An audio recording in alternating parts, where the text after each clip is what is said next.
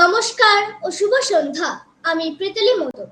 মোদকটুনার একাডেমির পক্ষ থেকে আপনাদের সকলকে জানাই আন্তরিক শুভেচ্ছা।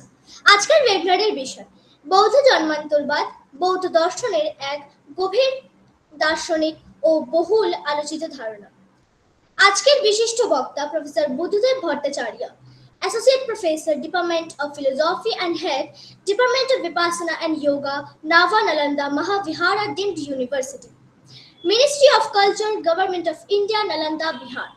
তিনি নব্যন্যায় দর্শনে MA গোল্ড মেডেলিস্ট ও পিএইচডি, ন্যায় বৈশেষিক দর্শনের যুক্তিতত্ত্ব এবং বৌদ্ধ প্রমাণ তত্ত্ব তার বিশেষ গবেষণার ক্ষেত্রে। তিব্বেতান, পালি অ্যান্ড ক্লাসিক্যাল মঙ্গোলিয়ান ল্যাঙ্গুয়েজেস ও সাহিত্যে তার বিশেষ প্রশিক্ষণ তাকে ভারতীয় ও বৌদ্ধ দর্শন চর্চায় এক অনন্য উচ্চতায় প্রতিষ্ঠিত করেছে। 2 দশকেরও বেশি অধ্যাপনা ও প্রশাসনিক অভিজ্ঞতা সম্পন্ন প্রফেসর ভট্টাচার্য এশিয়াটিক সোসাইটিতে 5 বছরের পোস্ট ডক্টর রিসার্চ সম্পন্ন করেছেন। তার 62টিরও বেশি research papers reputed national and international জার্নালসে প্রকাশিত হয়েছে। তার তত্ত্বাবধানে 10 রিসার্চ স্কলার্স পিএইচডি ডিগ্রি অর্জন করেছেন এবং বর্তমানে আরও 3 জন গবেষক গবেষণায় নিয়োজিত রয়েছেন। তিনি UGC-EPG পাঠশালা প্রকল্পে বৌদ্ধ ও সংস্কৃত অধ্যয়ন বিষয়ক 10টি মডিউলের কন্টেন্ট রাইটার হিসেবে দায়িত্ব পালন করেছেন। ম্যানোস্ক্রিপ্টোলজিতে বিশেষ প্রশিক্ষণপ্রাপ্ত এই বিশিষ্ট গবেষকের একাধিক গবেষণা গ্রন্থ ইতিমধ্যে প্রকাশিত হয়েছে। পাশাপাশি তার আরও কয়েকটি গুরুত্বপূর্ণ গবেষণা গ্রন্থ প্রকাশের অপেক্ষায় রয়েছে।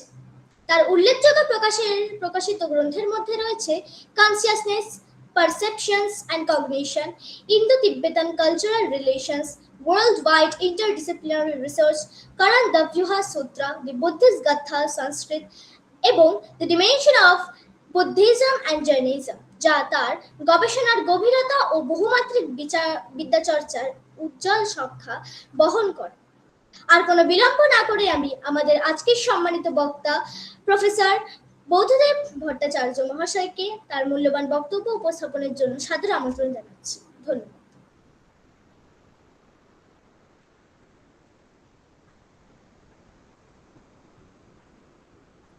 ধন্যবাদ। আজকে যারা উপস্থিত আছেন সম্মানীয় বিশিষ্টজনদের আমার প্রণাম, আমার মিত্রবর্গকে আমার অভিনন্দন, বন্দন। প্রথমেই আমরা দেখতে চাই যে এরকম একটা বিষয় নিয়ে কেন আমরা আলোচনা করব, অর্থাৎ বৌদ্ধ দর্শনের পরিপ্রেক্ষিতে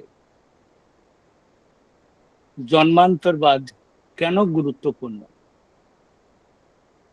জন্মান্তরবাদ ভারতীয় দর্শনে প্রায় কম বেশি সবাই স্বীকার করেন, চার্বাক ছাড়া,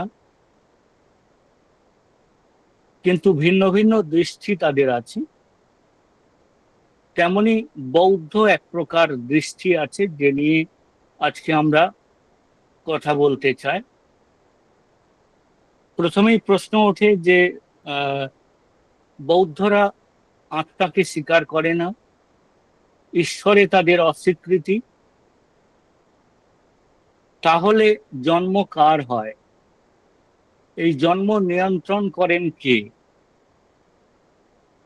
মৃত ব্যক্তির কি জন্ম হয় নাকি নতুন কোনো ব্যক্তির জন্ম হয়? এবং জন্মের সাথে যে বিষয়টা ওতপ্রোতভাবে যুক্ত তা হলো কর্মবাদ,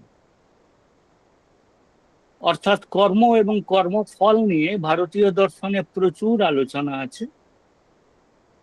বৌদ্ধ দৃষ্টিভঙ্গি সামান্য হলেও তফাৎ আছে, তো সেগুলো নিয়ে আমরা কথা বলবো। কিন্তু প্রথমে জেনে নেব যে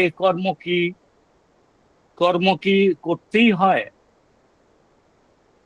কর্ম সাথে ফলের সম্পর্ক আছে, অর্থাৎ কর্ম এবং ভোগ। কর্মকর্তাই কি ফলভোক্তা?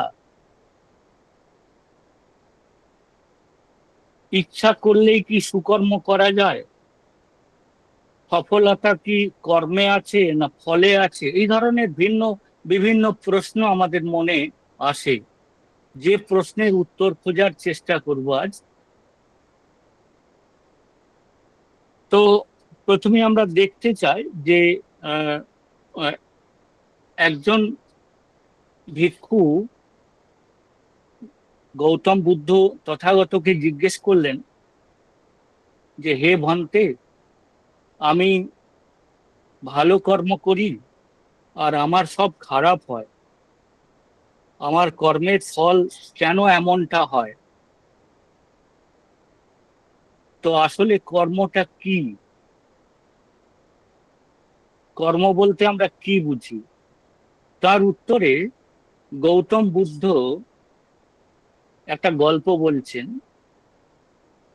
বলছেন যে, দেখো, এক রাজা তার মন্ত্রীকে নিয়ে নগর ভ্রমণে বেরোলেন।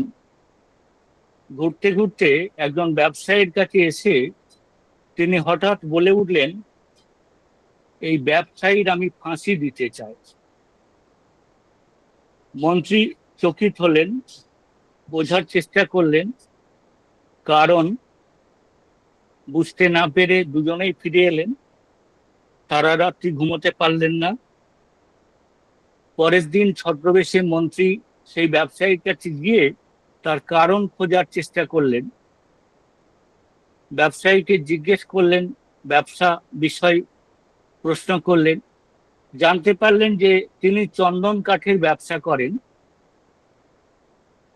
খরিদ্দাররা আসে, তার চন্দন কাঠ শোকে আর খুব প্রশংসা করে, কিন্তু কেউ তার চন্দন কাঠ কেনে না। তিনি মনে করলেন যে, পাশাপাশি ব্যবসায়ীদের জিজ্ঞেস করলেন যে, এই ভদ্রলোক ব্যবসায়ীর ব্যবসা চলে না, লোকটা কেমন? সবাই বলল যে সবসময় দুঃখী মনে থাকে, ওর খুব দুঃখ।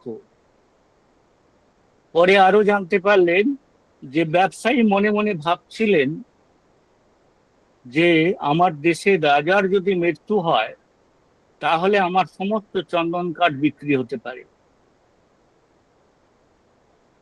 তাই তিনি মনে মনে রাজার মৃত্যু কামনা করছিলেন। মন্ত্রী একটু আন্দাজ করতে পারলেন যে এটাই বোধহয় রাজা কোনোভাবে জেনেছেন। মন্ত্রী মশাই কিছু মুদ্রা দিয়ে তার কাছ থেকে কিছু চন্দন কাঠ কিনে নিয়ে গেলেন। কিনে নিয়ে রাজাকে সেটা ভেট হিসাবে, উপহার হিসাবে দিলেন। রাজা বললেন, ওই ব্যবসায়ী, যে ব্যবসায়ীকে আমি ফাঁসিতে ঝোলাবো বলে বিবেচনা করেছিলাম, বিচার করেছিলাম, ওই ব্যবসায়ী আমাকে উপহার পাঠিয়েছে। তুমি আমার স্বর্ণ মুদ্রা নিয়ে গিয়ে ওকে দাও। কয়েকটা স্বর্ণ মুদ্রা মন্ত্রীর হাতে দিয়ে ব্যবসায়ী কাছে মন্ত্রী মশাই সেই স্বর্ণ মুদ্রা পৌঁছে দিলেন। তখন ব্যবসায়ী ভাবছেন, এমন মহান রাজার মৃত্যু কামনা করছিলাম আমি, যে রাজা আমার ব্যবসার উৎসাহের জন্য আমাকে পুরস্কার দিয়েছেন। এই গল্পটা বলার পর গৌতম বুদ্ধ তথাগত জিজ্ঞেস করলেন, ভন্তে, কর্মের সংজ্ঞা কি পেয়েছো? কর্ম বলতে কি বুঝেছো? কেউ বললেন, বুঝেছি, কর্ম মানে চিন্তা। কেউ বললেন, কর্ম মানে ভাবনা। কেউ মনে করলেন বা বললেন, কর্ম মানে আসলে মন। কেউ বা বললেন, না না, সিদ্ধান্ত। আর কেউ কেউ বললেন, মনের বিচার। তথাগত সমর্থন জানিয়ে বললেন, হ্যাঁ, ঠিকই বলেছ, কর্ম মানে মনের বিচার। এটা দিয়ে আসলে উনি বলতে চাইলেন যে কর্মটার শুরু কোথায় হয়? মনের বিচারের মধ্যে দিয়ে। কর্ম সাধারণত আমরা বলি তিন প্রকারের হয়: মানসিক, বাচিক এবং কায়িক। শরীর দিয়ে, পরিশ্রম দিয়ে, বচন দিয়ে এবং মানসিক রূপে। জমালয়ের জীবন্ত মানুষে ভানু বন্দ্যোপাধ্যায় যম রাজার কাছে দাবি করছেন যে আমার কুকর্মের জন্য আমাকে তুমি নরকে পাঠাতে চাও, পাঠাও, কিন্তু আমি একটা সুকর্মও করেছিলাম। বললো কি? না, আমি কখনো ভেবেছিলাম যে নারায়ণের হরিলুট দেব, তাহলে তার জন্য আমার স্বর্গবাস হবে না কেন? এই ভাবনাটা তার কর্ম হিসাবে তিনি সেখানে দেখাতে চাইছেন। অর্থাৎ চিন্তার জগতে চিন্তাশীলতা, ভাবনা বা কর্ম সিদ্ধান্তের এই বিষয়টা কর্মের প্রথম উৎসাহ দেয়। কর্ম প্রথমে প্রবৃত্তি হিসাবে শরীরের মধ্যে জন্ম নেয়, দ্বিতীয় স্তরে এসে ইচ্ছা রূপে তা উৎপন্ন হয়, এবং তৃতীয় স্তরে গিয়ে সেটা প্রকাশ পায় কায়িক, বাচিক অথবা মানসিক কর্মরূপে। কখন যখন ওটা প্রকাশিত হয় না, তখন সেটা মানসিক কর্ম হিসেবে থেকে যায়, আর বাচিক হিসাবে প্রকাশিত হলো বাচিক কর্ম, বা যখন শরীর দিয়ে কর্মের প্রকাশ ঘটে সেটা কায়িক কর্ম বলা হয়। পুনর্জন্ম বলতে গেলেই সাধারণত আমাদের মনে দু রকমের ভাবনা আসে। একটা হচ্ছে রিবার্থ, আর একটা হচ্ছে রিইনকার্নেশন। আজকে আমরা রিইনকার্নেশনের কথা বলবো না, সেটা আর একটা বিষয়। রিইনকার্নেশন সাধারণত আমরা বুঝি এটাই যে নতুন শিশু বা শিশু জন্মগ্রহণের পর যে পূর্বজন্মের অনেক কাহিনী, ছেড়ে আসা পূর্বজন্মের অনেক কাহিনী একেবারে হুবহু বলে দিতে পারে বা মনে করতে পারে। এটা একটা বিরাট বিষয়, বিচিত্র বিষয়, এবং তার মধ্যে মিস্টেরিয়াস থাকতে পারে। কিন্তু আজকে আমরা যে বিষয়টা নিয়ে কথা বলছি তার মধ্যে কোনো মিস্টেরিয়াস বা জাদু নেই। রিবার্থ মানে পুনর্জন্ম। বৌদ্ধ সিদ্ধান্ত অনুযায়ী পুনর্জন্ম আমার প্রতি ক্ষণেই হচ্ছে। প্রত্যেকটা মুহূর্তেই আমি নতুন নতুন মানুষ হিসাবে জন্মাচ্ছি এবং মৃত্যুবরণ করছি। কারণ বৌদ্ধরা ক্ষণিকবাদী, বৌদ্ধরা পরিবর্তনবাদী, বৌদ্ধরা রূপান্তরে বিশ্বাস করে। এই পরিবর্তন বা রূপান্তর, যা ক্ষণিকবাদের তত্ত্ব হিসাবে গৌতম বুদ্ধ বললেন, এটা ভারতীয় দর্শনের একটা বৈপ্লবিক পরিবর্তন। ভারতীয় দর্শনের চিন্তা ভাবনার মধ্যে স্ট্যাটিক, স্থায়ী, চিরস্থায়ী, নিত্য, ধ্রুব, অপরিবর্তনশীল একটা ভাবনা, যার ভিত নাড়িয়ে দিয়ে গৌতম বুদ্ধ প্রথম বললেন যে পৃথিবীর যাবৎ পদার্থ, সেটা ভৌতিক বা অভৌতিক, প্রাণী অথবা অপ্রাণী, সেটা মৌল অথবা অমৌল, সেটা পরমাণু অথবা যৌগ পদার্থ, যাই হোক না কেন তার পরিবর্তন অনিবার্য। অর্থাৎ বিশ্ব সংসারে এমন কোনো পদার্থ বা বিষয় নেই যার পরিবর্তন হয় না। অর্থাৎ পরিবর্তনশীলতা বা পরিবর্তনতা, পরিবর্তনই হচ্ছে বস্তুর ধর্ম। এটা ভারতীয় দর্শনের একটা যুগান্তকারী পরিবর্তন বলে আমাদের মনে হয়। তাই বুদ্ধের কাছে rebirth is the continuity of life, rebirth is the process of change, rebirth is the connectiveness, continuous flow of experience. এই কথাগুলো আমরা আলোচনা করব।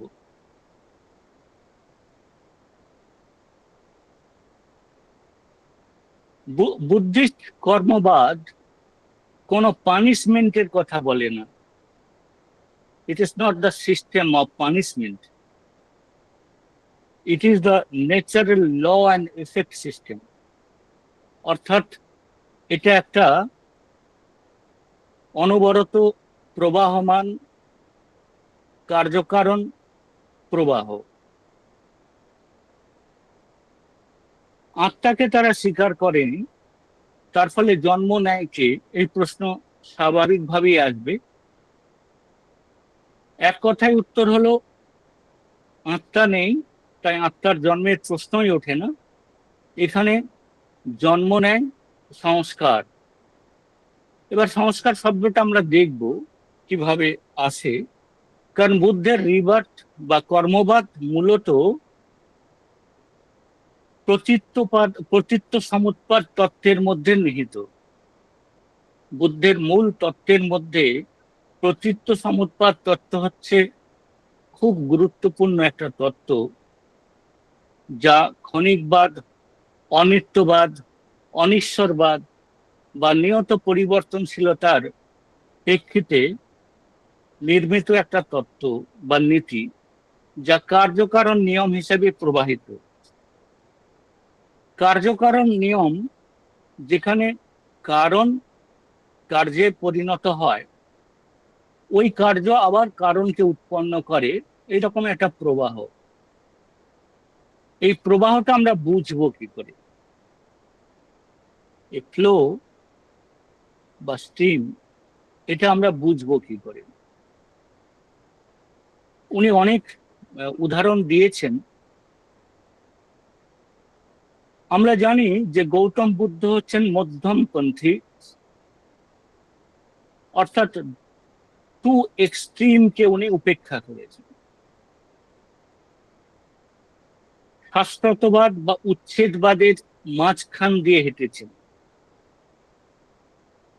তো তার ফলে তিনি প্রবাহটাকে এইভাবে স্বীকার করেছেন যে একটা মোমবাতি থেকে দ্বিতীয় মোমবাতি জ্বালালে দ্বিতীয় মোমবাতিকে আমি কখনোই প্রথম মোমবাতি হিসাবে চিহ্নিত করতে পারি না। প্রথম মোমবাতি থেকে দ্বিতীয় মোমবাতি জ্বালালে পর দ্বিতীয় হিসাবে সে দ্বিতীয় অর্থাৎ ভিন্ন, আবার প্রথম থেকে নেওয়া আলোর জন্য সে আবার অভিন্নও বটে। অদ্ভুত একটা এক্সপ্লেনেশন, প্রচুর উদাহরণ দিয়েছেন। তখনকার দিনে বাচ্চা অবস্থায় মেয়েদের বিয়ে হতো, তারপর বাপের বাড়িতেই মেয়েরা থাকতো। তো যুবতী মেয়েকে ফেরত নেওয়ার জন্য স্বামী ফিরে এলে দেখেন যে সেই মহিলাকে আরো অন্য কেউ বিয়ে করে নিয়ে চলে গেছে। এরকম উদাহরণ আছে। তিনি দাবি করছেন আপনি যে বালিকাকে বিয়ে করেছিলেন, এই যুবতী সেই বালিকা নয়।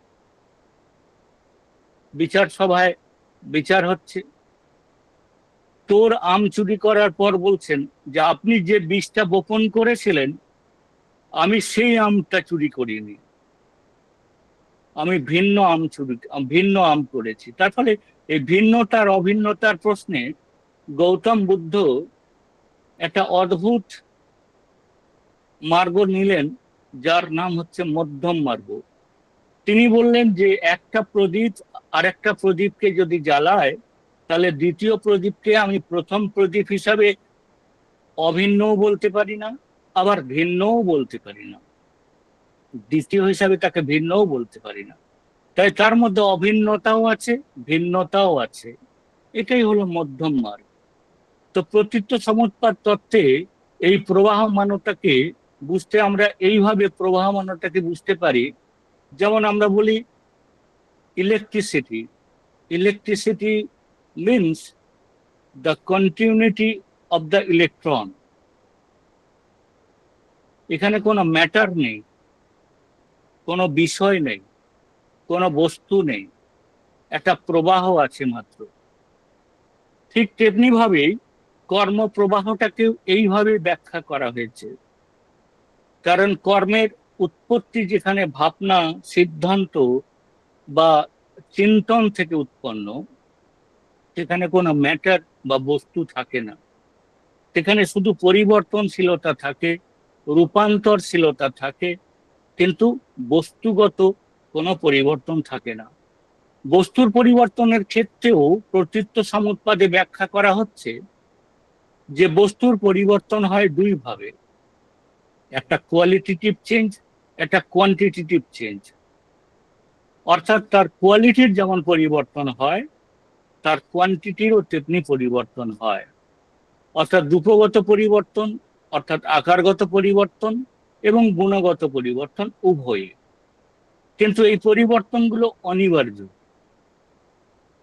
এখন এই পরিবর্তনটা যদি আমি মেনে নিই, তাহলে প্রশ্ন হবে যে কারণ থেকে কার্য উৎপন্ন হয় বা কার্য পরবর্তীকালে আবার একটা কারণকে উৎপন্ন করে, যদি এই প্রবাহ চলতে থাকে, ক্ষণিকবাদ তত্ত্ব অনুযায়ী যিনি কর্ম করেন তিনি তো ফলভোক্তা হতে পারেন না। অর্থাৎ কর্মকর্তা কর্মভোক্তা হবেন কি হবেন না, এই প্রশ্নটা একটা বড় প্রশ্ন হিসাবে দেখা দিয়েছিল এক সময় গৌতম বুদ্ধের পরবর্তীকালে।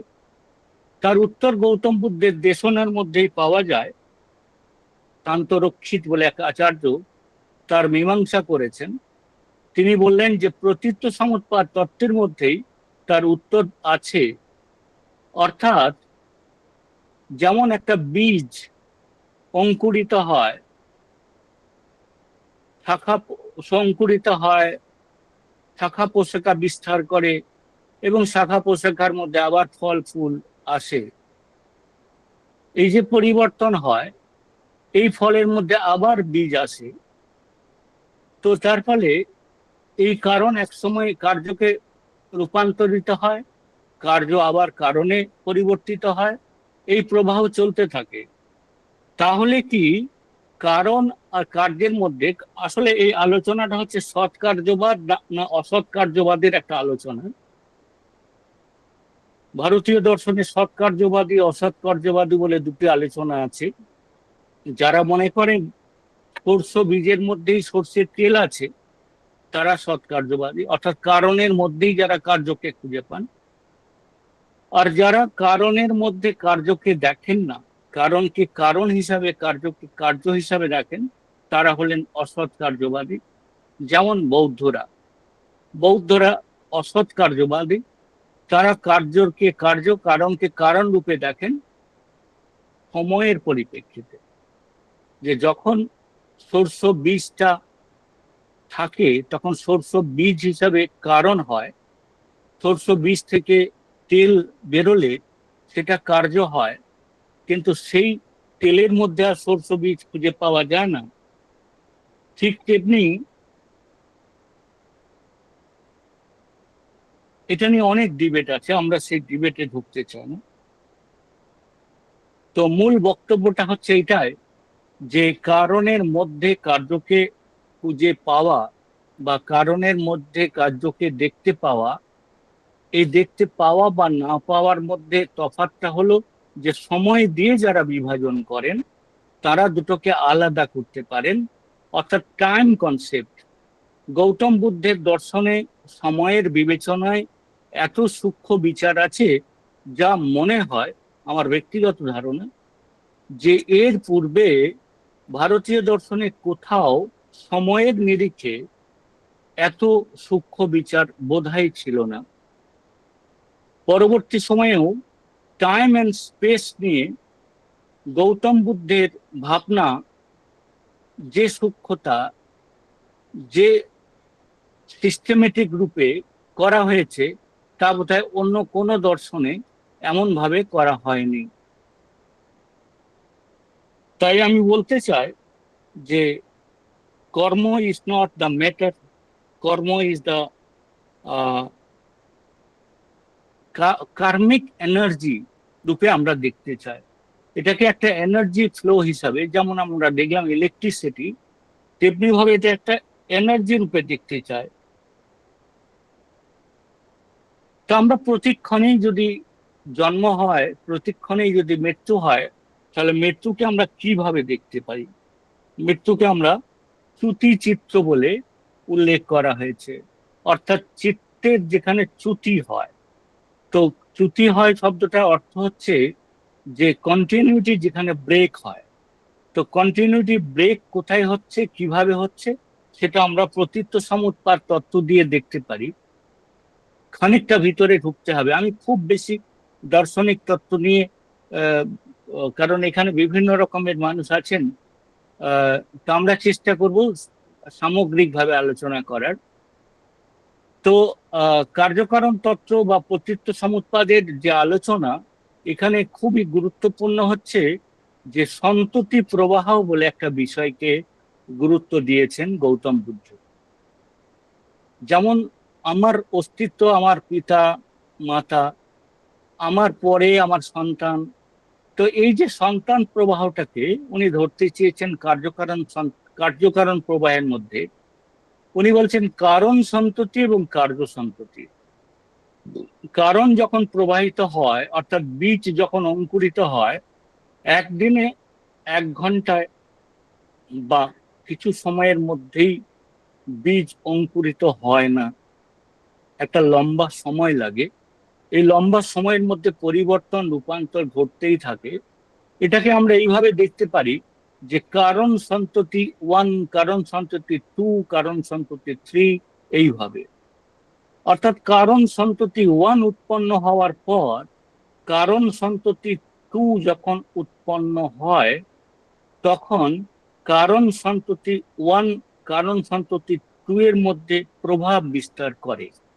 অর্থাৎ একটা ইমপ্রেশন, একটা সংস্কার সে ছেড়ে যায়। এই জায়গাটা বড় ইম্পর্টেন্ট। সেখানে আমরা উত্তর পাবো কর্মকর্তা আর কর্মভোক্তা আসলে এক ব্যক্তি কিনা, ওই বালিকা আর ওই আহ, আহ, যুবতী বধূ এক ব্যক্তি কিনা, লাগানো গাছের আম বীজ আর চুরি করা আমের মধ্যে কোনো সম্পর্ক আছে কিনা, এইটা বোঝার জন্য বুঝতে হবে যে কারণ সন্ততির একটা প্রবাহ চলে, ধীরে ধীরে সেটা কার্য সন্ততিতে পরিণত হয়। ঠিক একইভাবে কার্য 1, কার্য 2, কার্য 3, কার্য 4, অর্থাৎ কার্য সন্ততির প্রবাহ চলতে থাকে। এবার কার্য সন্ততির প্রবাহ যখন চলে, তখন কার্য 1 কার্য 2 কে কিছু দিয়ে যায়।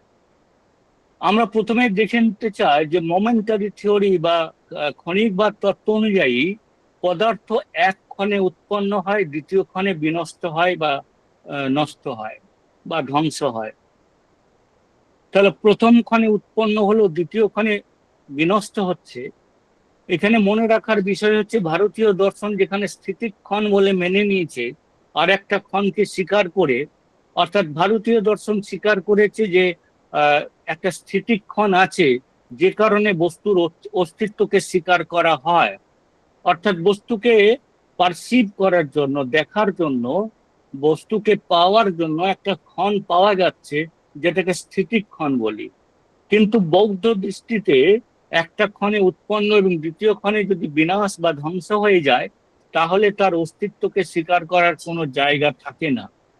কিন্তু একটা ক্ষণে উৎপন্ন দ্বিতীয় ক্ষণে ধ্বংস হওয়ার সময়, এই দ্বিতীয় ক্ষণে উৎপন্ন বা দ্বিতীয় ক্ষণে ধ্বংস হচ্ছে প্রথম ক্ষণটা, প্রথম ক্ষণটার ধ্বংস হচ্ছে দ্বিতীয় ক্ষণে, আর দ্বিতীয় ক্ষণে অন্য আর একটা উৎপন্ন হচ্ছে বস্তু, যে বস্তুটার মধ্যে প্রথম ক্ষণের গুণাবলী বা দোষাবলী বা যাই কিছু হোক না কেন, যদি ম্যাটার হয়, যদি বস্তু হয়, তাহলে সেই বস্তু তার ছাপটা ফেলে যাচ্ছে। এটাই হচ্ছে ইমপ্রেশন। যে কারণে আমরা আরএনএ ডিএনএ যখন পরীক্ষা করি, তখন দেখি পিতামাতার গুণ দোষ সন্তানের মধ্যে বর্তায়। অর্থাৎ ডাক্তারের ছেলে ডাক্তার হবে, এই যে প্রবাদ প্রবচন, এটার মধ্যে সত্যতা হলো এটাই যে পিতৃমাতৃত্বের প্রবাহটা সন্তানের মধ্যে প্রবাহিত হয়েছে, ইমপ্রেশন ফেলে গেছে, অর্থাৎ একটা সংস্কার রেখে গেছে। তো এই প্রবাহের মধ্যে দিয়ে আমরা দেখতে পাই যে 4 বছরের শিশু আর 40 বছরের যুবক বা মধ্যবয়সী ব্যক্তির মধ্যে একটা শৃঙ্খলা আছে, একটা একটা সামঞ্জস্যতা আছে। সেই সামঞ্জস্যতা কিরকম? উনি বললেন প্রবাহটা হচ্ছে ঠিক চেনের মতো। প্রত্যেকটা চেন আলাদা, প্রত্যেকটা রিং আলাদা হলেও তাদের মধ্যে একটা বন্ধন থাকে, তাদের মধ্যে একটা সম্পর্ক থাকে, যে সম্পর্কে নাম্বার 1 কারণ নাম্বার 2 কারণের মধ্যে ইমপ্রেশন ফেলে দিয়ে যায়। তো তার ফলে এই প্রবাহটা চলতেই থাকে।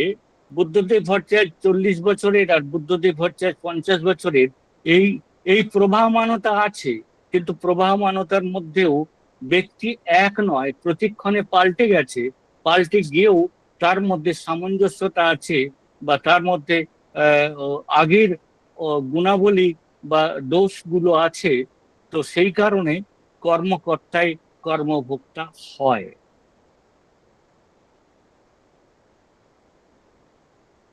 ঈশ্বর তত্ত্বকে মানেননি, যেখানে ভারতীয় দর্শন ঈশ্বর তত্ত্বকে অনেক বেশি গুরুত্ব দিয়েছেন। বলছেন, দেখো, একটা বাঁশের ঝুড়ির হাজারো ফুটো থাকতে পারে, তার ভিতরে যদি একটা বাল্ব জ্বেলে দেওয়া হয়, তাহলে হাজারো প্রকাশ, হাজারো আলো তার থেকে নির্গত হবে, বেরোবে। কিন্তু এই হাজারো আলোর উৎস হচ্ছে আসলে একটাই, ব্রহ্মণ। অর্থাৎ এই যে জীবজগতে যত জীব, তার একটাই মাত্র পিতা, তার একটাই মাত্র উৎস, একটাই মাত্র সোর্স। ভারতীয় দর্শনে এই বিষয়ে দীর্ঘ আলোচনা আছে, যে source is one, manifestation is many. অর্থাৎ ঈশ্বর এক, তার প্রকাশ ভিন্ন ভিন্ন রূপে। ব্রহ্মণ এক, তার প্রকাশ ভিন্ন ভিন্ন রূপে। আসলে ভারতীয় সংস্কৃতিতে বেদান্ত দর্শনের একটা বিশেষ প্রভাব আছে, বিশেষ নিবিড় প্রভাব আছে, যে কারণে এর বাইরে ভাবনা করাটা খুব কঠিনও হয়।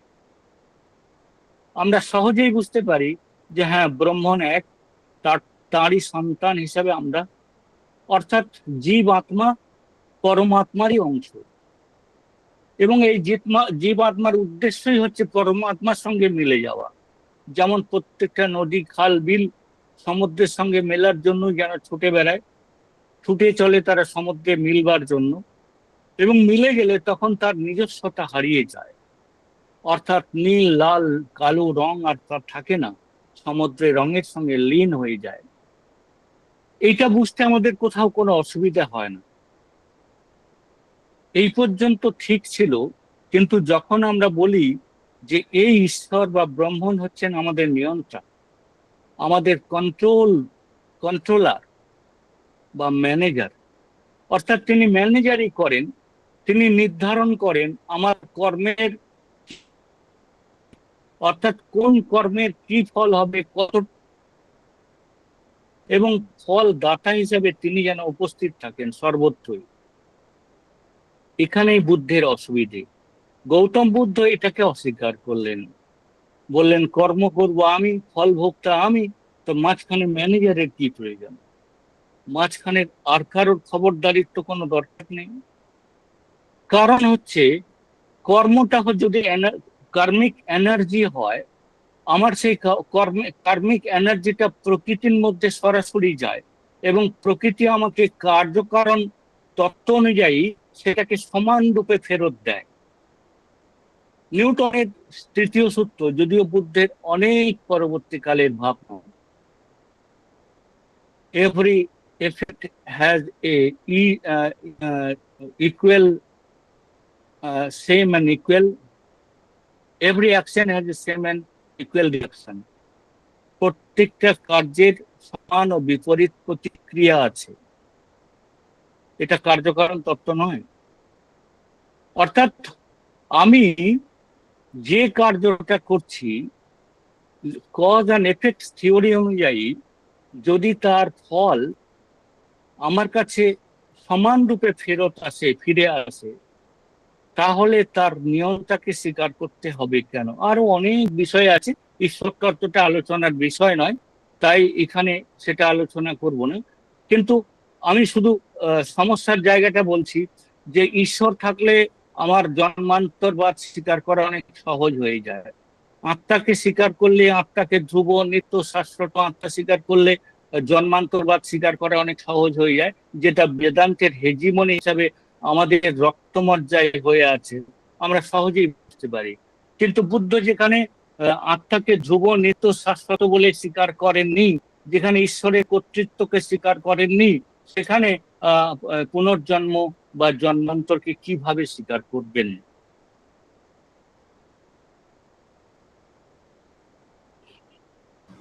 এক্সকিউজ মি স্যার, বলছি আপনার নেটটা বোধহয় ডিস্টার্ব করছে, মানে ছবিটা আটকে আটকে আসছে, সাউন্ডও আটকে যাচ্ছে। Hello hello. দুঃখের কারণ হিসাবে তিনি বলেছেন তৃষ্ণা। তৃষ্ণা হ্যালো স্যার। সংক্ষেপে স্যার। ছোট ছোট জায়গা ধরে। হ্যাঁ, হ্যালো। হ্যালো। হ্যাঁ, হ্যাঁ, বলছি আপনার নেটের বোধহয় হ্যাঁ, একটু বলুন। প্রবলেম হচ্ছে। নেটের বোধহয় প্রবলেম হচ্ছে, আপনার ও, সাউন্ডটা কেটে আসছে আর ভিডিওটা আটকে যাচ্ছে। আপনার কি মোবাইল ও, ডেটা না ওয়াইফাই? না, আপনার ওয়াইফাই কি থেকে। ওয়াইফাই না মোবাইল ডেটায় চলছে? তাহলে একবার আপনি কাইন্ডলি কেটে আবার রিকানেক্ট করুন, ওয়াইফাই তাহলে থেকে ঠিক হয়ে চলছে। যাবে স্যার। হ্যাঁ, তাহলে ওকে, এরকম ওকে, ওকে, ওকে, একবার কেটে রিকানেক্ট করুন, তাহলে ঠিক হয়ে যাবে। ওকে, ওকে, ওকে। হ্যাঁ, ওটা ভালো হবে।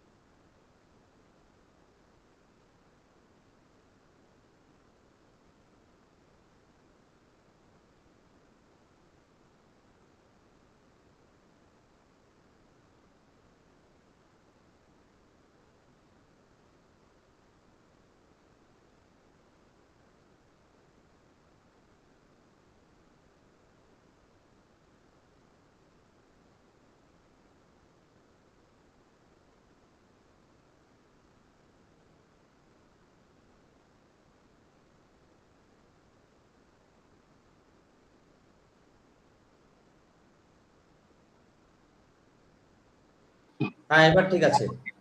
শোনা যাচ্ছে? হ্যাঁ, এখন সেটা একদম ঠিক আছে। ওকে। ওকে, ওকে, ওকে।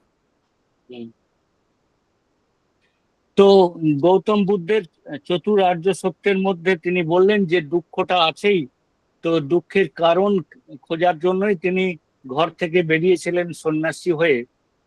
তো জ্ঞান প্রাপ্তির পর, এনলাইটেন্ড হওয়ার পর তিনি যে আবিষ্কারটা করলেন সেটা হলো যে সকল দুঃখের কারণ একটাই, সেটা হচ্ছে তৃষ্ণা। এই তৃষ্ণাকে তিনি তিন ভাগে ভাগ করলেন। তিনি বললেন যে কাম ও তৃষ্ণা, ভাব ও তৃষ্ণা, বিভব ও তৃষ্ণা। তো এই তৃষ্ণাটাকে আমরা বোঝার চেষ্টা করব একটু, যে কাম ও তৃষ্ণা হচ্ছে বস্তুগত তৃষ্ণা। এটা সামান্য তৃষ্ণা। সুখ পাওয়ার তৃষ্ণা, ইন্দ্রিয় সুখ পাওয়ার, ইন্দ্রিয় দ্বারা বা ইন্দ্রিয় সুখ পাওয়ার তৃষ্ণা, তৃপ্তি বা সুখ, আনন্দ পাওয়ার যে ইচ্ছা, সেই ধরনের ইচ্ছাকে কাম ও তৃষ্ণা বলা হয়। যেমন প্রেম থেকে তার সার্থকতা, তৃপ্তি বা আনন্দ পাওয়ার। কিন্তু ভবতৃষ্ণা হচ্ছে অন্য রকমের অবস্তুগত তৃষ্ণা। অর্থাৎ অস্তিত্ব সুখ যেখানে আমি পেতে চাই। কেউ সন্ন্যাসী হতে চায়, কেউ দেবতা হতে চায়, কেউ পুনর্জন্মের ইচ্ছা করে যে ভালো পরিবারে আমি জন্মগ্রহণ করতে চাই, ভালো শরীরের অধিকারী হতে চায়, বৈভব পেতে চায়, বা ভালো হতে চায়, প্রশংসা পেতে চায়, মুক্তি পেতে চায়। এই ধরনের যে তৃষ্ণা, সেটা হচ্ছে ভাব ও তৃষ্ণা। সেটাও কিন্তু তৃষ্ণা। তার চেয়েও বিচিত্র ভাবে ব্যাখ্যা হয়েছে বিভব ও তৃষ্ণা, যে তৃষ্ণাতে আমি সবকিছু ত্যাগ করতে চাই, সবকিছু শেষ করে দিতে চাই। আমার লালসা, আমার দ্বেষ, আমার হিংসা, আমি সবকিছু ত্যাগ করতে চাই। এটাও এক ধরনের তৃষ্ণা কিন্তু। তো সেই তৃষ্ণা একটা তৃষ্ণা, যাকে বিভব তৃষ্ণা বলে। তো গৌতম বুদ্ধ বলছেন যে প্রদীপ জ্বলছে তেল চলতে দিয়ে, তো তেল যদি শেষ হয়ে যায় তাহলে প্রদীপ নিভে যাবে। তেল যদি তৃষ্ণা হয়, অর্থাৎ তৃষ্ণার যদি বিনাশ হয়, শেষ হয়ে যায়, তাহলে নির্বাণ বা মুক্তি সম্ভব। তো তাই সমস্ত রকমের তৃষ্ণার বিনাশই হলো মূলত দুঃখ নিরোধের উপায়। অর্থাৎ দুঃখ থেকে অত্যন্তিক মুক্তি পাওয়ার উপায় হলো তৃষ্ণা রহিত হওয়া বা তৃষ্ণা থেকে পরিত্রাণ পাওয়া। এখন এটা কিভাবে সম্ভব? তিনি কার্যকারণ শৃঙ্খলাকে ব্যাখ্যা করছেন দ্বাদশ নিদান দিয়ে। দ্বাদশ নিদানটা একটা অদ্ভুত সিস্টেম। আমি সামান্য রূপে এটাকে ব্যাখ্যা করার চেষ্টা করব। গৌতম বুদ্ধ বলছেন এই জীবন চক্রটা যে চলছে, এটাকে ভবচক্র বা জীবন চক্রও বলা হয়। এই জীবন চক্রটা যে চলছে, তার মূল কারণ হচ্ছে কার্যকারণ নিয়মের এই যে দ্বাদশ শৃঙ্খল। ঘড়ির কাঁটা যেভাবে ঘোরে, ঘড়ির কাঁটার সংখ্যাও 12, 1 থেকে 12। তো 1 থেকে 12 এই ঘোড়াটা ক্লক ওয়াইজ যে ঘুরছে, তাকে অনুলোম পদ্ধতি বলে। আর যদি ঘড়ির কাঁটাটা উল্টো দিকে ঘোরে, 12 থেকে 11, 10 এইরকম করে, তাহলে তাকে বলে প্রতিলোম পদ্ধতি। অনুলোম পদ্ধতিতে আমি বারবার আসি, বারবার জন্মগ্রহণ করি এবং জীবন ধারণ করি। প্রতিলোম পদ্ধতিতে হচ্ছে এই জীবন মুক্তির উপায়ের সন্ধানে সাধন করা। অর্থাৎ অনুলোম পদ্ধতিতে আমি সংসার, আর প্রতিলোম পদ্ধতিতে আমি নির্বাণের পথে হাঁটতে পারি। তো এই যে অনুলোম পদ্ধতিতে কার্যকারণ শৃঙ্খলাকে ব্যাখ্যা করা হয়েছে 12টা নিদান দিয়ে। নিদান শব্দেরও অনেক অর্থ আছে। তো এখানে নিদান শব্দের অর্থ ধরে নেওয়া যাক যে এক একটা স্টেজ বা স্টেপ।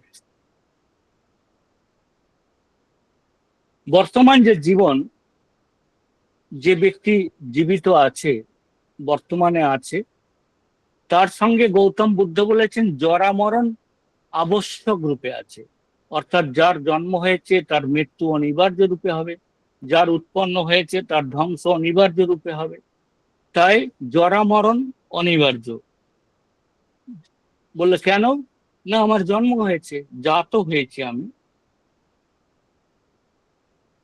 গৌতম বুদ্ধ 12 এই যে দ্বাদশ নিদানটাকে মূলত 3 ভাগে ভাগ করেছেন, যা আমাদের জীবন দশাকে ভাগ করে অতীত জীবন, বর্তমান জীবন, ভবিষ্যৎ জীবন হিসাবে।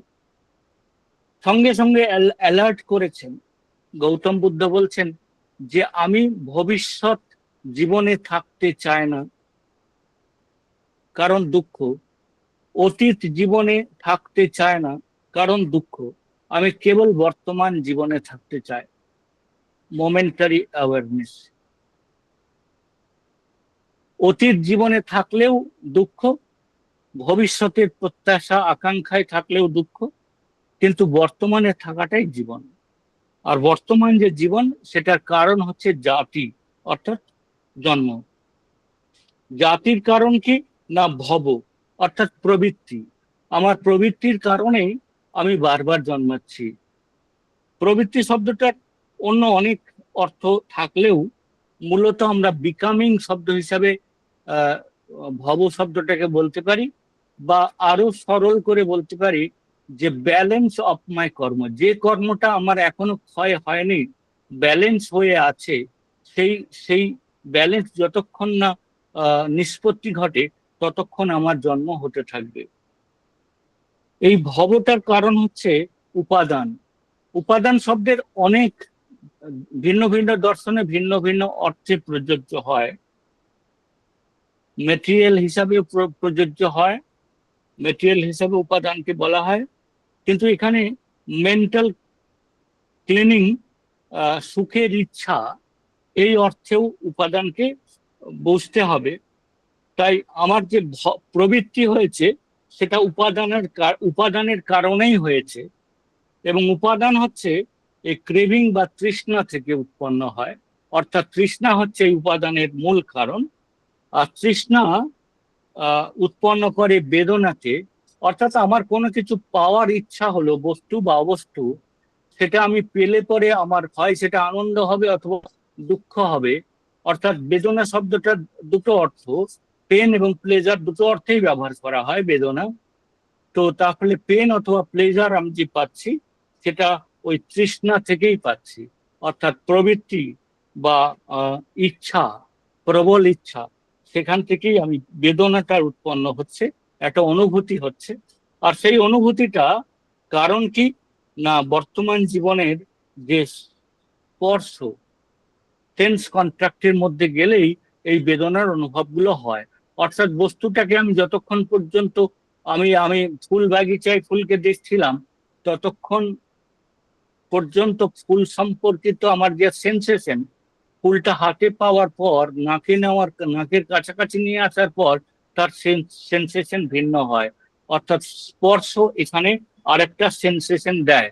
এই স্পর্শ শব্দটার অর্থ বিচিত্র, এবং স্পর্শ নিয়ে দীর্ঘ রিসার্চও হয়েছে। আইআইটি মান্ডিতে একটা রিসার্চ হয়েছিল, যেটার আমার উপস্থিত থাকার সুযোগ ঘটেছিল। তারা দেখাতে পেরেছে যে যদি কোনো মানুষের চোখ নাও থাকে, তাহলে স্পর্শ দিয়ে সে এমনকি কালার বা সমস্ত রকমের অনুভূতি, অর্থাৎ ছরকম ইন্দ্রিয়ের সমস্ত অনুভূতি সে করতে পারে। স্পর্শ এতটাই ইম্পর্টেন্ট আমার জীবনের অনুভূতির ক্ষেত্রে। এবং এই স্পর্শটা কারণ কি না সরায়তন, অর্থাৎ ছরকমের 6 সেন্সারি অর্গান, 5 সেন্সারি অর্গান, মানে চক্ষু, কর্ণ, নাসিকা, জিহ্বা, ত্বক ছাড়াও আরেকটা হলো মন। এই 6টা যে সেন্সারি অর্গান, তারা উৎপন্ন হয়, এবং এই সেন্সারি অর্গান দিয়ে তখন আমার মানে এটা একটা সায়েন্টিফিক ব্যাখ্যাও আছে। আমি আমার প্রয়োজন মতন শুধু প্রয়োজন অংশটাই আমি শুধু ব্যাখ্যা করছি। এই সরায়তন, স্পর্শ থেকে সরায়তন, সরায়তন থেকে নাম রূপ। অর্থাৎ নাম রূপ বলতে গৌতম বুদ্ধের পরিভাষায় আমার শরীরটা হচ্ছে নাম রূপ। অর্থাৎ একদিকে হচ্ছে 4টে বস্তু তত্ত্ব, ক্ষিতি অব তেজ মরুত, অর্থাৎ মাটি, জল, বায়ু, আগুন, এই 4টে। ওরা আকাশকে স্বীকার করে না, পঞ্চতত্ত্বের আকাশকে স্বীকার করেনি, ওটা চারের মধ্যে অন্তর্ভুক্ত করা হয়েছে। আর দ্বিতীয়ত হচ্ছে যে নাম শব্দটা অর্থ হলো যে চিত্ত এবং চৈতসিক, যা বস্তু নয়। অর্থাৎ 4টে উপাদান, ভৌত উপাদান, আর দুটো হচ্ছে অভৌত উপাদান, অর্থাৎ যেটা চিত্ত এবং চৈতসিক। এই দিয়ে একটা ব্যক্তি গঠিত। অর্থাৎ পুদ্গল বলে যে পালি ভাষায় ব্যক্তিকে বোঝানো হয়, পুদ্গল শব্দটা অর্থ হচ্ছে যে প্রতিদিন গলে গলে যাচ্ছে, অর্থাৎ জন্মের ক্ষণ থেকে যে প্রত্যেকদিন মৃত্যুর দিকে যাচ্ছে, তাকেই পুদ্গল বলা হয়। এই পুদ্গল শব্দের অর্থ হচ্ছে নাম আর রূপ, অর্থাৎ চিত্ত আর চৈতসিকতা, এবং তার সঙ্গে 4 উপাদান, ক্ষিতি অব তেজ মরুদ্গম। এই হচ্ছে একটা ব্যক্তির সমষ্টি, অর্থাৎ টোটাল একজন ইন্ডিভিজুয়াল হচ্ছে এই নাম আর রূপের সমষ্টি।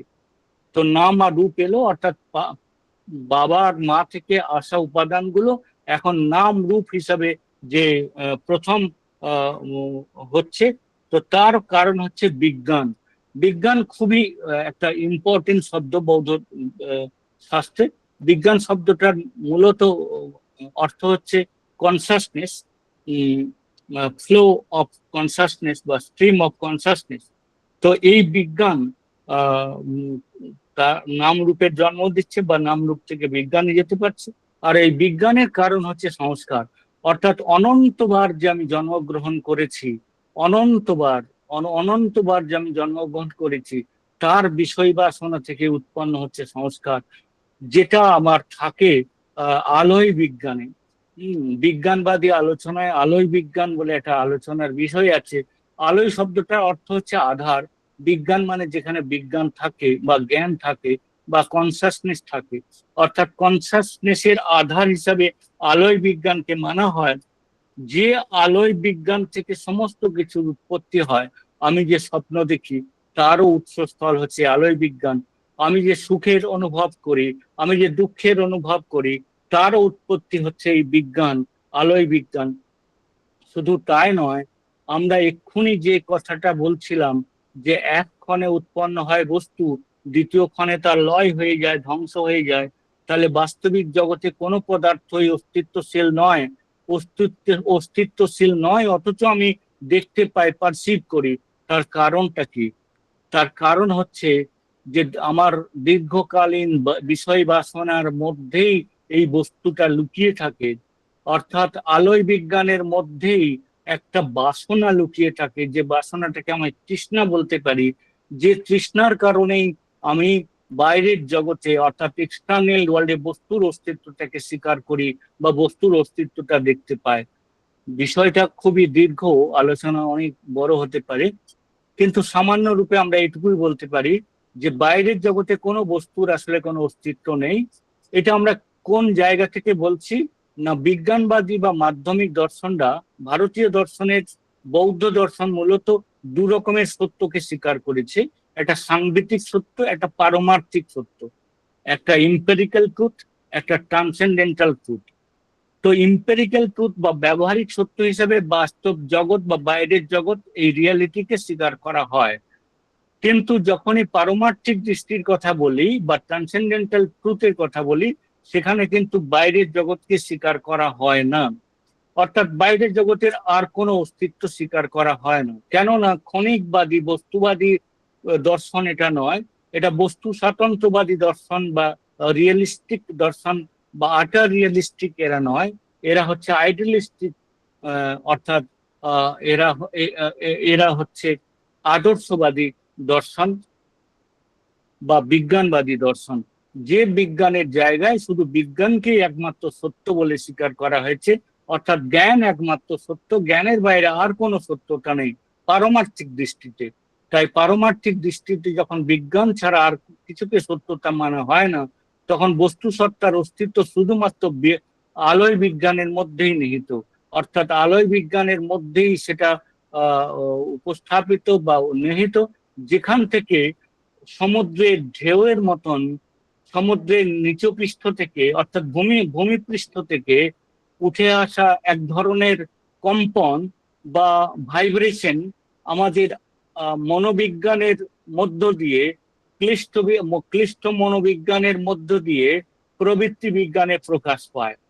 যেরকমের সমুদ্রের ঢেউ দেখতে আমরা সমুদ্রের পাশে যাই, সেই সমুদ্রের ঢেউয়ের উৎপত্তি আসলে সমুদ্রের পৃষ্ঠভূমি থেকে, যার কম্পন পৃষ্ঠভূমিতে খুব কম হয়, মধ্যভাগে একটু হয়, আর উপরিভাগে সবচেয়ে বেশি হয়। ঠিক তেমনি করেই আলোয় বিজ্ঞান থেকে বস্তু সত্তার উৎপত্তি হয়, অর্থাৎ বাসনাগুলো উঠে আসে মনের মধ্য দিয়ে, আলম্বনের মধ্য দিয়ে। আলম্বন মানে হচ্ছে অবলম্বন করে উঠে আসে ভাইব্রেশনের মধ্যে দিয়ে। আজকের বিজ্ঞান এটা খুব একটা বড় আলোচনার বিষয়, যে world is nothing but the vibration only, যেটা মডার্ন সায়েন্স ব্যাখ্যা করেছে। তার ব্যাখ্যার ইঙ্গিত 2600 বছর আগে কিভাবে গৌতম বুদ্ধ দিয়ে যাচ্ছেন আলোয় বিজ্ঞানের মাধ্যমে। গৌতম বুদ্ধ বলছেন যে আলোয় বিজ্ঞানটাই একমাত্র সত্য যেখানে বিজ্ঞান থাকে। আর এই বিজ্ঞানের বিজ্ঞানের মধ্যে কি কি থাকে না, বিষয় বাসনা থাকে। এই বিষয় বাসনা থেকেই বস্তুর উৎপত্তি হয়, আর সেই বস্তুর উৎপত্তি আমরা বাইরের জগতে বস্তুকে দেখি। বস্তুকে কিভাবে দেখি না, মেন্টাল প্রজেকশন হিসাবে, অর্থাৎ আমি মানসিক ভাবে বস্তুকে উপস্থিত করছি, যেন অবভাষিত করছি, যেন আমি মানসিক রূপে বস্তুকে উপস্থাপন করছি, অ্যাপিয়ারেন্স হচ্ছে, বস্তু রিয়ালিটিতে নেই। অর্থাৎ matter is not the real, matter is projected, mentally projected. এটা একটা দীর্ঘ আলোচনার বিষয়। তো এই হচ্ছে সেই বিজ্ঞান বা কনসাসনেস। যে বিজ্ঞান বা কনসাসনেসের কারণ হচ্ছে সংস্কার, আর এই সংস্কারই বারবার জন্ম নেয়। যে প্রশ্ন দিয়ে আমরা শুরু করেছিলাম সেই প্রশ্নের উত্তর এখন আমরা পাচ্ছি। আসলে জন্ম নেয় কে? কোনো কোনো আত্মা তো নেই, তাহলে জন্ম নেয় এই সংস্কার। এই যে সংস্কারের মধ্যে আমার অনন্তকালের বিষয় বাসনা আছে, অর্থাৎ এই অনন্তকালের বিষয় বাসনা বা তৃষ্ণা বারবার জন্ম নিচ্ছে সংস্কার রূপে। আর এই সংস্কারের কারণ হচ্ছে অবিদ্যা বা ইগনোরেন্স। অবিদ্যা বা ইগনোরেন্সটাকে ব্যাখ্যা করা যায় এইভাবে, আমি যা নই সেটাকে আমি যদি ভাবি, আমি যদি ভাবি আমার হাতটা আমি, আমার পাটা আমি, আমার কানটা আমি, আমার চোখটা আমি, আমার ইন্দ্রিয়গুলো আমি, আমার আমার শরীরটা আমি, তাহলে যেরকম আমার মূর্খতা বা অবিদ্যা প্রকাশ পায়, তেমনি ভাবে অনিত্যকে যদি আমি নিত্য বলে জানি বা জ্ঞান করি, তাহলেও একইভাবে আমার অবিদ্যা প্রকাশ পায়। আমি দুঃখকে যদি সুখ বলে মনে করি, তাহলেও আমার অবিদ্যা প্রকাশ পায়। আর এই অবিদ্যার কারণেই আমার সংস্কার, সংস্কার কারণেই বিজ্ঞান, বিজ্ঞান নাম রূপ সরায়তন স্পর্শ বেদনা তৃষ্ণা উপাদান ভব জাতি এবং জরামরণ। এই ভবচক্রটা অনুলোম পদ্ধতিতে বারবার বারবার ঘুরে ফিরে আসে, এবং প্রতিলোম পদ্ধতিতে এর নিবারণের উপায় হলো মেন্টাল কনসাসনেস তথা মাইন্ডফুলনেস, তথা মেডিটেশন। মেডিটেশনের মধ্যে দিয়েই আমি এই চক্রের বাইরে আসতে পারি। এটা হলো উপায়। তো মূলত আমি এটা চেষ্টা করলাম খানিকটা ব্যাখ্যা করার। আমার মনে হয় সময় হয়ে গেছে, এবং আরো খানিকটা সময় রাখা দরকার যদি আলোচনার রাখতে চাই। 10টা মৌলিক সিদ্ধান্ত ছিল, সেই নিয়ে এখন আর কথা বলবো না। আরো কিছু কিছু বিষয় ছিল, কিন্তু বিষয়টা এতটাই বড় যে 1 ঘন্টায় সেটা করাটা বেশ শক্ত। হম তো আমি এই পর্যন্ত বলেই এখন আপাতত শেষ করছি। তারপরে কারোর যদি কোনো প্রশ্ন থাকে, তাহলে আমি আরো আরো একটু বেশি দীর্ঘ আলোচনা করা যেতে পারে। তো নমস্কার। এখন আমি শুধু আপনাদেরকে কতটা বলতে পারলাম জানি না, কারণ এত বড় একটা বিষয় এত কম সময়ে বলাটা শক্ত। তার মধ্যে আমার মতন ব্যক্তির পক্ষে এটাকে এতটা স্পষ্ট করাটাও বেশ শক্ত। তাই ধন্যবাদ। এখন আমি অপেক্ষায় রইলাম আপনাদের জিজ্ঞাসার। ওই 10টা মৌলিক যে তত্ত্ব বলছেন, একটু কি বলা যাবে? 10টা মৌলিক তত্ত্বের মধ্যে এটা থেরোবাদী তত্ত্ব মূলত। তো তারা বলছেন যে দেখো, কর্ম কোনো পাথরে খোদাই করা লিপি নয়, তাই এটা পরিবর্তন করা সম্ভব। এটা হচ্ছে প্রথম সিদ্ধান্ত। তাই কর্মকে পরিবর্তন করা যায়। দ্বিতীয়ত বলছেন যে এই কিভাবে করা যায় না, বিচারের মাধ্যমে, শব্দের মাধ্যমে, ক্রিয়ার মাধ্যমে বা নির্দেশের মাধ্যমে। এগুলো বিস্তৃত আলোচনার জায়গা আছে। দ্বিতীয় কর্মপদ্ধতিতে বলছেন যে দেখো, যেহেতু কর্মকে এনার্জি রূপে দেখা হয়, তাহলে তার একটা প্রবাহ আছে। ফল হিসাবে আমরা যা বলি সেটা হচ্ছে পজিটিভ এনার্জি যদি আমি দিই তাহলে পজিটিভ ফল, নেগেটিভ এনার্জি দিলে তার নেগেটিভ ফল। এবং বলছে তুমি যেরকমটা প্রত্যাশা করবে প্রথমে সেটা তোমায় করতে হবে। আমি যদি কারোর কাছ থেকে সম্মান পেতে চাই, তাহলে আমাকে প্রথমে সম্মান প্রদর্শন করতে হবে। আমি অন্যকে সম্মান না করে কখনো কারোর কাছ থেকে সম্মান আশা করতে পারি না। দ্বিতীয়ত বলছেন আপনা আপনি কিছু হয় না, অর্থাৎ অটো অ্যাকশন বলে কিছু হয় না, কার্যকারণ তত্ত্বের নিয়মেই হয়। মিরাক্কেল বলেও কিছু হয় না, অর্থাৎ আচানক হঠাৎ অদ্ভুত এই ধরনের সিদ্ধান্ত বুদ্ধ মানেন না। উনি বলছেন আমার জমি আছে অথচ আমি জমি চাষ করব না, হঠাৎ করে এসে কেউ আমায় সাহায্য করবে এবং আমার জমি থেকে সোনার ফসল ফলবে, এটা হয় না।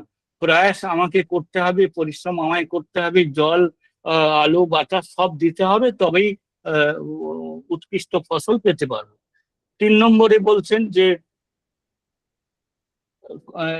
সত্যকে স্বীকার করতে হবে। আমি দেরি করে ঘুম থেকে উঠি, এটা যদি আমি স্বীকার না করি তাহলে আমি কখনোই আমাকে নিজেকে পরিবর্তন করতে পারবো না। অর্থাৎ কর্মসিদ্ধান্তের পরিবর্তনের প্রশ্নে আমাকে প্রথমে স্বীকার করে নিতে হবে যে হ্যাঁ, এইটা আমি, রিয়ালিটি হচ্ছে এইটা। 4 নম্বরে বলছেন যে পরিবর্তন বাইরে থেকে হয় না, পরিবর্তন হয় ভিতর থেকে।